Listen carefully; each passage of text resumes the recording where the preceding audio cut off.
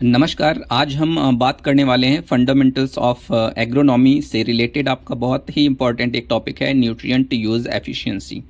तो इसको लेकर आज हम लोग डिस्कस करने वाले हैं। तो सबसे पहले आपको न्यूट्रिएंट यूज़ एफिशिएंसी की डेफिनेशन जाननी चाहिए, परिभाषा क्या होती है। तो nutrient use efficiency is the ability of crops to absorb, utilise and convert the applied nutrients into economic yield. तो आपका जो न्यूट्रिएंट यूज एफिशिएंसी है, जो पोषक तत्व उपयोग क्षमता है, जो दक्षता है, उसका अर्थ क्या है? उसका अर्थ ये है कि जो फसल द्वारा उपलब्ध कराए गए पोषक तत्वों को सोखने, उपयोग करने और उन्हें उपज में जो बदलने की जो दक्षता होती है, जो क्षमता होती है, उसको हम लोग क्या बोलते हैं? Nutrient use efficiency. It reflects how effectively plants use the supplied nutrients for growth and production. इसका मतलब ये है कि जो आपने प्लांट न्यूट्रिएंट्स आपने प्लांट को दिए हैं, जो आपने सप्लाई किए हैं, उसका इस्तेमाल वो अपनी ग्रोथ और डेवलपमेंट में इफेक्टिवली कैसे करता है। इसके बाद अगर हम बात करें in simple words, it is the ratio between the amount of nutrient taken up by the crop and the amount of nutrient applied. इसका मतलब है कि जो न्यूट्रिएंट यूज एफिशिएंसी है, इसका मतलब ये है कि जितना खाद आपने डाला है उसके अनुपात में पौधे ने कितना पोषक तत्व ग्रहण किया है और उसके अनुपात में उसने कितना, क्रॉप ने कितना प्रोडक्शन दिया है या क्रॉप ने कितना आपका उपज दिया है। अगर हम सिंपल वर्ड में बात करें न्यूट्रिएंट यूज एफिशिएंसी की, तो मान लीजिए आपने 100% न्यूट्रिएंट दिया है, 100% न्यूट्रिएंट दिया है। न्यूट्रिएंट आप नाइट्रोजन मान लीजिए, नाइट्रोजन आपने 100% दिया है, तो नाइट्रोजन आपने सॉइल में दिया। उस सॉइल से प्लांट ने कितना अपनी ग्रोथ और डेवलपमेंट में इस्तेमाल किया, ये क्या हुई आपकी न्यूट्रिएंट यूज एफिशिएंसी। तो हम नाइट्रोजन को मानते हैं कि 35 to 40% प्लांट की ग्रोथ और डेवलपमेंट में इस्तेमाल होता है। बाकी का जो 60 to 65% है वो आपका क्या होता है? रिड्यूस हो जाता है या वेस्ट चला जाता है। इसके बाद हम नेक्स्ट बात करते हैं इम्पॉर्टेंस की, importance of nutrient use efficiency. तो इम्पॉर्टेंस जो सबसे पहला आपका इम्पॉर्टेंस है हायर क्रॉप प्रोडक्टिविटी। तो अगर आप न्यूट्रिएंट यूज एफिशिएंसी को अगर आप कंट्रोल कर ले जाते हैं, एफिशिएंट यूज इंक्रीजेज यील्ड, मतलब फसल की जो उत्पादकता बढ़ाना होता है। फसल की उत्पादकता आप कैसे बढ़ा सकते हैं? अगर आप न्यूट्रिएंट, जो आप कोई भी न्यूट्रिएंट देते हैं, एफिशिएंटली अगर आप उसका यूज़ इंक्रीज़ कर ले जाते हैं, तो कहीं ना कहीं जो आपका क्रॉप की जो प्रोडक्टिविटी है वो आप उसको इंक्रीज़ कर ले जाते हैं। इसके बाद अगर हम बात करें cost effectiveness, reduces fertiliser requirement and input cost, मतलब जो खाद की खपत है और जो लागत है वो आपकी कम होती है अगर आप इफेक्टिवली यूज़ करते हैं। मान लीजिए आपने 100% दिया और 100% आपका प्लांट एब्जॉर्ब कर लिया और उसने अपनी ग्रोथ और डेवलपमेंट में उसको इस्तेमाल कर लिया, तो जो आपका इनपुट है वो भी कहीं ना कहीं रिड्यूस करेगा और जो आपका प्रोडक्शन है वो भी आपका बहुत ही अच्छा आएगा। इसके बाद नेक्स्ट अगर हम बात करें इन्वायरमेंटल प्रोटेक्शन की, तो इन्वायरमेंटल प्रोटेक्शन क्या है? प्रिवेंट्स न्यूट्रिएंट लॉसेज, जैसे लीचिंग, वोलेटिलाइजेशन और रन ऑफ। तो इन्वायरमेंटल प्रोटेक्शन, हम इन्वायरमेंट को भी प्रोटेक्ट कर सकते हैं अगर हम इन चीज़ों को कंट्रोल कर ले जाएं, जैसे लीचिंग, वोलेटिलाइजेशन और रन ऑफ। अगर ये तीनों चीज़ें अगर हम कंट्रोल कर ले जाते हैं तो कहीं ना कहीं हम अपनी जो क्रॉप है, जो फसल है, उसका न्यूट्रिएंट यूज एफिशिएंसी को इंक्रीज कर सकते हैं और इन्वायरमेंट को कहीं ना कहीं हम उसको भी सुरक्षित कर सकते हैं। इसके बाद हम नेक्स्ट बात करते हैं, नंबर 4 आपका है सस्टेनेबल एग्रीकल्चर। तो सस्टेनेबल एग्रीकल्चर मतलब आपका जो टिकाऊ खेती है, जो स्थायी कृषि है, maintains soil fertility and long term productivity. तो अगर आप न्यूट्रिएंट यूज एफिशिएंसी को इंक्रीज करते हैं तो कहीं ना कहीं आप एक अपनी फसल में, अपने क्रॉप प्रोडक्शन में एक टिकाऊपन लाते हैं। तो ये जो टिकाऊपन होता है, तो ये क्या करता है? आपकी सॉइल की फर्टिलिटी को और लॉन्ग टर्म प्रोडक्टिविटी को बनाए रखने में अहम भूमिका अदा करता है। तो ये क्या करता है? भूमि की जो उर्वरा शक्ति है, जो फर्टिलिटी स्टेटस है, उसको अच्छे से मेंटेन करने का काम करता है। इसके बाद अगर हम बात करें नेक्स्ट नंबर 5 की, बेटर न्यूट्रिएंट बैलेंस, मतलब जो संतुलित पोषण सुनिश्चित करना। जब न्यूट्रिएंट यूज एफिशिएंसी आप अच्छी कर लेंगे तो आप संतुलित पोषण भी अपनी क्रॉप के लिए क्या करेंगे? इंश्योर कर लेंगे, सुनिश्चित कर लेंगे। Ensures plant get required nutrient in proper amount. Nutrient use efficiency अगर आप इंक्रीज करते हैं तो हर प्लांट्स को आप इंश्योर करेंगे कि जितना अमाउंट ऑफ न्यूट्रिएंट उसको चाहिए उसकी ग्रोथ और डेवलपमेंट के लिए, उसको आप इजीली सुनिश्चित कर सकते हैं। तो आपका कहीं ना कहीं न्यूट्रिएंट यूज़ एफिशिएंसी बहुत ही ज़्यादा इंपॉर्टेंट है आपका क्रॉप प्रोडक्शन के लिए। इसके बाद हम नेक्स्ट बात करते हैं factors affecting nutrient use efficiency. मतलब जो न्यूट्रिएंट यूज़ एफिशिएंसी है, न्यूट्रिएंट यूज़ एफिशिएंसी को प्रभावित करने वाले आपके कारक कौन कौन से हैं। इसमें जो सबसे इम्पॉर्टेंट और जो सबसे पहला जो फैक्टर है वो आपका क्या है, soil factors. Soil factors pH, organic matter, texture, moisture, microbial activities. तो जो सॉइल फैक्टर है मृदा कारक, तो मृदा कारक जो है, मृदा कारक में आपकी कई चीज़ें आती हैं, जैसे पीएच आपका आया, ऑर्गेनिक मैटर मतलब जैविक पदार्थ, टेक्सचर मतलब आपकी जो बनावट है, मॉइस्चर मतलब जो नमी है, और जो माइक्रोबियल एक्टिविटी है जो आपके सूक्ष्म जीव की जो क्रियाएं हैं, ये बहुत ही इंपॉर्टेंट है आपकी न्यूट्रिएंट यूज़ एफिशिएंसी को बनाए रखने के लिए। तो अगर जैविक पदार्थ आपका अच्छा होगा, पीएच अच्छा होगा, नमी अच्छी होगी, टेक्सचर अच्छा होगा और माइक्रोबियल एक्टिविटीज़ आपकी सॉइल में अच्छी होगी, तो कहीं ना कहीं आपका न्यूट्रिएंट यूज़ एफिशिएंसी बढ़ेगा। इसके बाद अगर हम नेक्स्ट बात करें क्रॉप फैक्टर्स, तो type of crop, root system, growth duration, nutrient demand. तो जो फसल कारक हैं, फसल का प्रकार, जड़ प्रणाली, अवधि, पोषण की जो मांग है, तो ये कुछ जो फैक्टर्स हैं ये भी आप जो क्रॉप फैक्टर्स हैं। क्रॉप फैक्टर्स में कौन कौन से, जैसे आपका टाइप ऑफ क्रॉप, किस प्रकार की आप क्रॉप ले रहे हैं, उसका रूटिंग सिस्टम क्या है, मतलब टैप रूट सिस्टम है या डीप रूट सिस्टम है, जड़ प्रणाली कैसी है, ग्रोथ ड्यूरेशन को कितनी ग्रोथ मतलब कितने टाइम में वो पक के तैयार हो जाता है, हार्वेस्ट हो जाता है, न्यूट्रिएंट डिमांड, उसकी न्यूट्रिएंट डिमांड कितनी है, कैसी है। तो ये जो क्रॉप फैक्टर्स हैं ये भी कहीं ना कहीं आपके न्यूट्रिएंट यूज़ एफिशिएंसी को प्रभावित करते हैं। इसके बाद नेक्स्ट आपका आता है fertiliser factors, type of fertiliser, method of application, time of application, rate of application. तो ये जो फर्टिलाइजर फैक्टर्स हैं, उर्वरक कारक हैं, तो इसमें टाइप ऑफ फर्टिलाइजर, किस प्रकार का फर्टिलाइजर है, किस मेथड से आपने फर्टिलाइजर को दिया है, कितने टाइम आपने उस फर्टिलाइजर को दिया है और किस रेट में आपने उस फर्टिलाइजर को दिया है। तो ये भी आपके कुछ फैक्टर्स हैं जो आपके न्यूट्रिएंट यूज एफिशिएंसी को प्रभावित करते हैं। इसके बाद इन्वायरमेंटल फैक्टर्स, इन्वायरमेंटल फैक्टर्स में टेम्परेचर, रेनफॉल, इरीगेशन, क्लाइमेट। तो ये भी आपके जो इन्वायरमेंटल फैक्टर्स हैं ये भी बहुत ही ज़्यादा इंपॉर्टेंट हैं। तो ये भी कहीं ना कहीं आपकी न्यूट्रिएंट यूज एफिशिएंसी को क्या करते हैं, प्रभावित करते हैं। तापमान, वर्षा और सिंचाई। इसके बाद कुछ आपकी मैनेजमेंट प्रैक्टिसेस हैं, जैसे टिलेज, जो आप फिजिकल मैनिपुलेशन ऑफ सॉइल करते हैं जिसको हम लोग टिलेज बोलते हैं।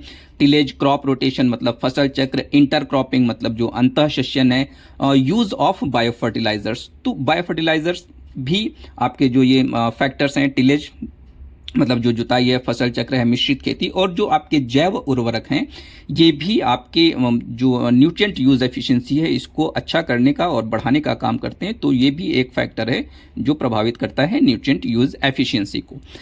इसके बाद हम बात करते हैं types of nutrient use efficiency indicators. मतलब जो आपका न्यूट्रिएंट यूज एफिशिएंसी मापने के जो सूचकांक हैं, आज हम उसको भी लेकर कुछ डिस्कशन करेंगे। जैसे आपका जो पहला जो आपका न्यूट्रिएंट यूज एफिशिएंसी मापने का जो सूचकांक है वो कौन सा है, एग्रोनॉमिक एफिशिएंसी। मतलब जो कृषि की दक्षता होती है उसको हम लोग कैसे मापते हैं, एग्रोनॉमिक एफिशिएंसी हम कैसे मापते हैं। तो एग्रोनॉमिक एफिशिएंसी को कैसे मापते हैं, ईल्ड इंक्रीज पर यूनिट ऑफ न्यूट्रिएंट अप्लाइड, मतलब प्रति इकाई पोषक तत्व से प्राप्त अतिरिक्त उपज। मतलब ईल्ड इंक्रीज पर यूनिट ऑफ न्यूट्रिएंट अप्लाइड, आप पर यूनिट आप न्यूट्रिएंट अप्लाई करते जा रहे हैं और उससे आपका ईल्ड कितना इंक्रीज हो रहा है, उस ईल्ड पे आपका कितना फैक्टर मतलब क्या प्रभाव पड़ रहा है, ये क्या दर्शाता है, ये दर्शाता है एग्रोनॉमिक एफिशिएंसी। एग्रोनॉमिक एफिशिएंसी का जो फॉर्मूला है वो आपका क्या है, YF minus Y0 upon F। मतलब जो AE है एग्रोनॉमिक एफिशिएंसी आपका क्या है, ईल्ड विद फर्टिलाइजर। YF का मतलब ईल्ड विद फर्टिलाइजर और Y0 का मतलब है yield without fertiliser, divided by F मतलब अमाउंट ऑफ न्यूट्रिएंट अप्लाइड। तो yield with fertiliser minus yield without fertiliser divided by amount of nutrient applied. तो ये क्या आपका कहलाता है, ये आपका कहलाता है एग्रोनॉमिक एफिशिएंसी। इसके बाद हम बात करते हैं फिजियोलॉजिकल एफिशिएंसी की। जो आपकी शारीरिक दक्षता होती है फिजियोलॉजिकल एफिशिएंसी को कैसे हम लोग मापते हैं, इसका मापने का सूचकांक क्या है? तो increase in yield per unit of nutrient absorb, मतलब प्रति इकाई अवशोषित पोषक तत्व से प्राप्त अतिरिक्त उपज। Increase in yield per unit of nutrient absorb, मतलब पर यूनिट उसने न्यूट्रिएंट कितना एब्जॉर्ब किया और कितना आपका पर यूनिट यील्ड इंक्रीज हुआ। तो जो फिजियोलॉजिकल एफिशिएंसी है, फिजियोलॉजिकल एफिशिएंसी का जो फॉर्मूला है YF माइनस Y0, मतलब YF का मतलब क्या है? Yield with fertiliser minus yield without fertiliser divided by UF minus U0, मतलब UF माइनस U0 का मतलब क्या है? Nutrient uptake in fertilised plot minus nutrient uptake in unfertilised plot. तो इसको हम लोग क्या बोलते हैं? Physiological efficiency. तो फिजियोलॉजिकल एफिशिएंसी भी आपका बहुत ही इंपॉर्टेंट है। एक ये न्यूट्रिएंट यूज एफिशिएंसी मापने का क्या है? सूचकांक है। तो दो आपके जो मोस्ट इंपॉर्टेंट जो आपके मापने के जो सूचकांक है वो आपका कौन कौन सा है? एग्रोनॉमिक एफिशिएंसी और जो आपका क्या है? Physiological efficiency. तो फिजियोलॉजिकल एफिशिएंसी भी आपका एक बहुत ही इंपॉर्टेंट आपका न्यूट्रिएंट यूज एफिशिएंसी मापने का सूचकांक है। इसके बाद हम बात करेंगे आपका नंबर थर्ड, रिकवरी एफिशिएंसी। तो रिकवरी एफिशिएंसी आपका क्या होता है? रिकवरी एफिशिएंसी आपका होता है fraction of applied nutrient that is taken by the plant, मतलब डाले गए पोषक तत्व का कितना अंश आपके पौधे ने एब्जॉर्ब किया। तो जो आपका रिकवरी एफिशिएंसी होता है, recovery efficiency is equal to आपका क्या होता है? UF। तो UF का मतलब क्या होता है? Nutrient uptake in fertilised plot minus U0, मतलब nutrient uptake in unfertilised plot multiplied by 100। तो ये आपका क्या होता है? ये आपका होता है रिकवरी एफिशिएंसी। इसके बाद अगर हम नेक्स्ट जो आपका एफिशिएंसी की बात करें वो आपका क्या है? Partial factor productivity. तो जो पार्शियल फैक्टर प्रोडक्टिविटी है, जिसको हम लोग आंशिक कारक उत्पादकता भी बोलते हैं, तो इसमें आपका क्या होता है? Yield per unit of nutrient applied. तो yield per unit of nutrient applied का मतलब है प्रति इकाई पोषक तत्व पर कुल उपज आपकी कितनी होती है, मतलब आपने कितना न्यूट्रिएंट दिया। यील्ड पर यूनिट मतलब nutrient applied, yield per unit आपकी कितनी हुई? पर यूनिट जो आपने न्यूट्रिएंट अपनी सॉइल में अप्लाई किया। तो P का जो मतलब है वो आपका क्या है? Partial factor productivity. Partial factor productivity is equal to आपका क्या होता है? Y upon F। तो Y क्या होता है? Y आपकी होती है यील्ड और डिवाइडेड बाय F का मतलब है अमाउंट ऑफ न्यूट्रिएंट अप्लाइड। तो ये भी आपकी जो एफिशिएंसी है, recovery efficiency and partial factor productivity, ये भी आपके दक्षता मापन के बहुत ही अच्छे आपके सूचकांक है। तो जो रिकवरी एफिशिएंसी है, रिकवरी एफिशिएंसी में जो आपका F है वो भी आपका क्या है? F का मतलब होता है अमाउंट ऑफ न्यूट्रिएंट अप्लाइड। इसके बाद हम बात करते हैं why to improve nutrient use efficiency. मतलब ये है कि न्यूट्रिएंट यूज वेज, मतलब ways to improve nutrient use efficiency. Ways मतलब न्यूट्रिएंट यूज एफिशिएंसी को आपके सुधारने के उपाय क्या हो सकते हैं? आप कौन कौन से उपाय कर सकते हैं जिससे कि आपकी न्यूट्रिएंट यूज एफिशिएंसी को सुधारा जा सकता है? तो जो सबसे पहला आपका जो है बैलेंस्ड फर्टिलाइजर यूज, मतलब जो आपके पोषक तत्व होते हैं उनको संतुलित मात्रा में अपनी फसल को देना। तो जो भी आपके फर्टिलाइज़र हैं उनको संतुलित मात्रा में आपको क्रॉप को देना चाहिए। जितनी उनकी रिक्वायरमेंट है आप उसी रिक्वायरमेंट के हिसाब से अपनी क्रॉप को दें, क्योंकि जितनी भी आपकी फसल्स होती हैं वो आपके सीरियल्स हों, पल्सेस हों, ऑयल सीड्स हों, फाइबर हों, शुगर हों, कोई भी फसल हो, सबका रिकमेंडेड डोज ऑफ फर्टिलाइजर अलग अलग होता है। तो उसका रिकमेंडेड डोज ऑफ फर्टिलाइजर के बेसिस पे ही हमको उसको फसल को क्या करना चाहिए? देना चाहिए।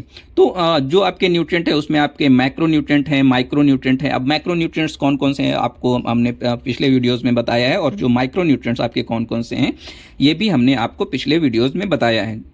तो आपको बैलेंस्ड फर्टिलाइजर यूज आपको करना है, संतुलित मात्रा में जो फर्टिलाइजर्स हैं उनका इस्तेमाल आपको करना है। इसके बाद आपका नेक्स्ट जो आता है, अगर आपको न्यूट्रिएंट यूज एफिशिएंसी इंक्रीज करनी है तो आपको right dose, source, method and time, मतलब अगर बात करें जो आपका फर्टिलाइज़र है वो आपको फर्टिलाइज़र सही मात्रा में, जैसा हमने आपको कहा कि रिकमेंडेड डोज ऑफ फर्टिलाइज़र जो भी आपके रिकमेंडेशन साइंटिस्टों ने की है, आपको उतनी ही मात्रा अपनी फसल को देनी है। सही मात्रा, सही स्रोत।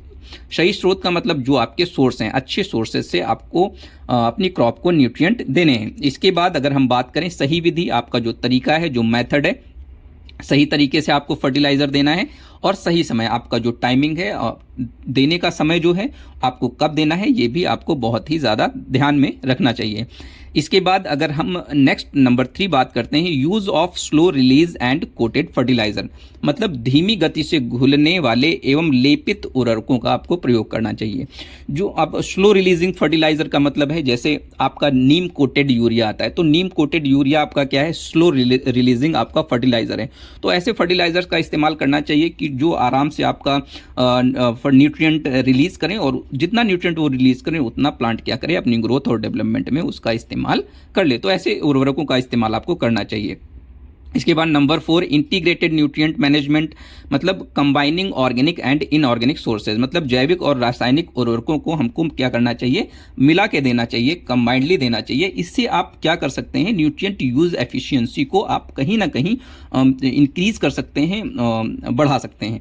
इसके बाद next number 5, use of bio fertilisers and microbial inoculants, मतलब जैव उर्वरक और सूक्ष्म जीवों का प्रयोग आपको करना चाहिए। क्यों?